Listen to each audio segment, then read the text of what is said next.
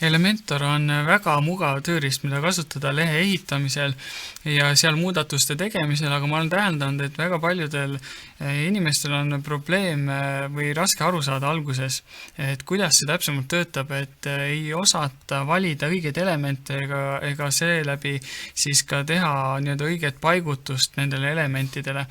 Aga vaatamegi siis korraks kiiresti, et mis on need esimesed asjad, mis tuleks kindlasti selgeks teha enne, kui Elementoriga tööle hakata enda jaoks, et te saaksite paremini oma asjad ja muudatused tehtud.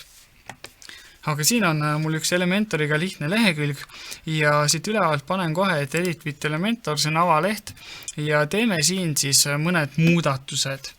Et esimene asi, mida tasuks teha, ma panen selle korraks kinni siit, on see, et paneme ja avage endale navigaator. Ehk siis siin all on sükene ikoon, navigator, vajutate selle peale, siis ilmselt alguses ta ilmub niimoodi lohisevalt siia, saate järjekorda muuta, aga mina tõmban ta kohe siia lehe serva ja siit mul avanevadki kõik elemendid nii-öelda plokkide või sektsioonide kaupa, antud juhul siis konteinerite kaupa. Ja tegelikult neid on võimalik ka ümber nimetada. Näiteks see on avalehe suur pilt, eks ole, üldiselt kutsume seda Hero'ks. Ehk siis see on meil Hero konteiner. Siin on meil teenused. Siin on meil feedback, tagasiside. Siin on meil about us, ehk siis meist. Ja siin on meil küsimused või võtta ühendust. Ja sedasi tehes te ise näete juba, et millest teie veebileht koosneb. Ja see natukene, see ümbernimetamine on selles mõttes ka vajalik, et kui te tahate näiteks midagi muuta, siis te saate siit aru, kas te olete õiges kohas või ei ole. Et antud juhul me juba näeme, et me oleme Hero konteineri peal ja selle sees on veel üks konteiner, kus on siis 2 pealkirja, tekst ja nupp. Ja kui me nüüd tahamegi seda, ütleme seda nuppu siin muuta, siis me vajutame selle roosa kastises oleva pliiatsi peale või kui me tahame selle pealkirja muuta, siis me vajutame siia roosa pliiatsi peale, aga me saame ka siit kõrvalt navigaatorist vajutades selle sama elemendi seadeid muuta. Et probleem, mis nendel inimestel on, kes Elementoriga asuvad tööd tegema, on see, et nad ei saa aru, millist elementi nad parasjagu muudavad. Nii et sellepärast kasutame navigaatorit ja siin nimetage asjad enda jaoks õigesti ja siit valides te saate kohe kätte selle elemendi, mida te muuta tahate ja siin siis asuda nende muutmistega pihta. Aga teine asi ongi see, et juhul kui see element saadakse kätte, siis ei osata sellega edasi tööd midagi teha. Et näiteks kui me siit lohistame ühe pealkirja siia juurde, siia üles näiteks, siis ta ilmub sellisena, aga meie pealkirjad on ju sellised siin. Eks ole, valge värv ja palju suuremalt.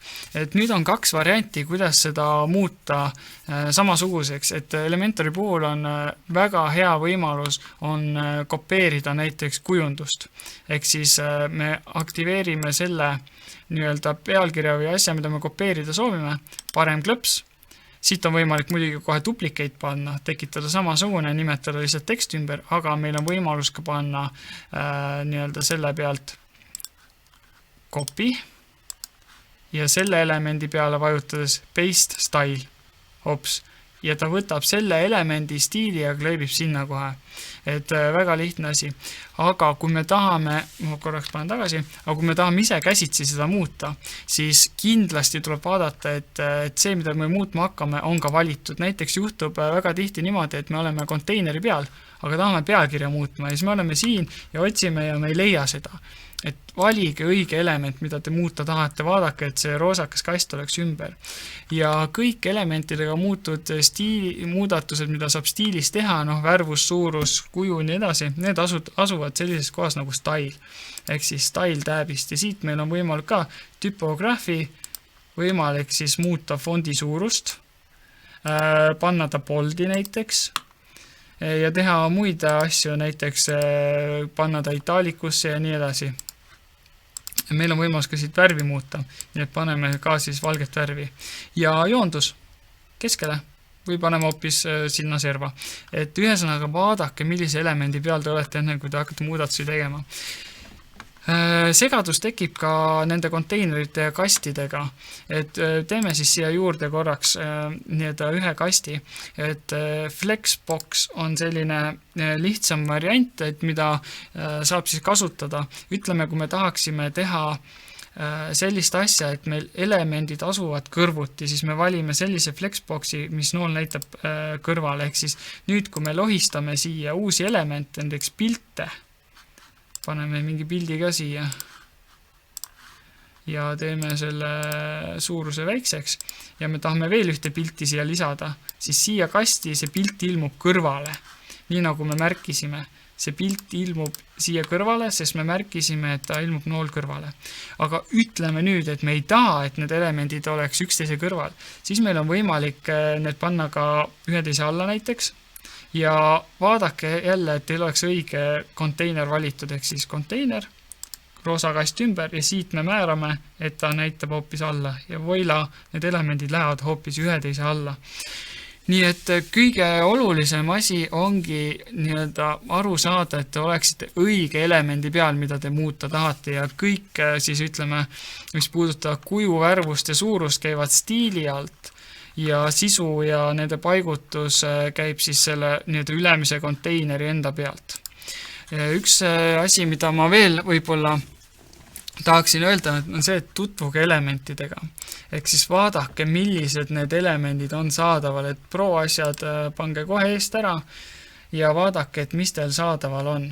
Et WordPress enda poolt on ka siin mingid sellised widgetid, neid ma väga palju ei kasuta, aga siin on tõesti väga huvitavaid ja kihvtisi asja, näiteks sotsiaalmeedia ikoonid. Hops, saate muuta kuju, värvust, mis iganes teha nendega. Et on olemas väga palju kasutatakse KKK puhul toggle sellist menüüd, ehk siis siia läheb küsimus ja siia läheb vastus. Ja on selline KKK jaoks väga sobilik valik, et tutvuge, enne kui te hakkate ehitama või muutma midagi, tutvuge nende valikutega, mis teil saadaval on, lohistage neid ja vaadake, mida nad teevad ja kuidas neid kasutada. Ja kolmas asi, mida tasub teha, on seadistada globaalsed värvid, ehk siis me lähme siia ülesse vasakusse serva, üleval on need 3 triipu, hamburgeri menüü ja vajutada siit Site Settings.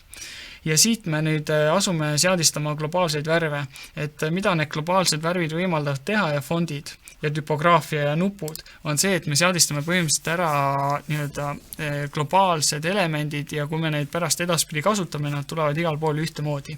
Ja siit ütleme, et me tahame muuta primary värvi, muudame näiteks punaseks või selliseks punakaks ja lisame juurde veel ühe värvi, mille me nimetame näiteks hele hall ja siit värviks määrame hele hall talle.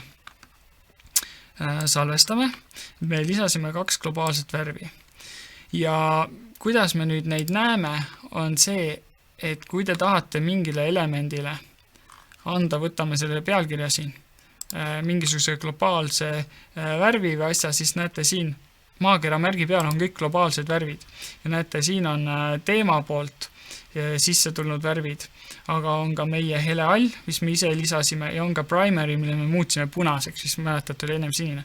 Vajutate hops ja te saate niimoodi väga lihtsasti elemente värvida ja et nad kõik oleks ühte värvi, ilma et te peaksite siin seda värvi lohistama.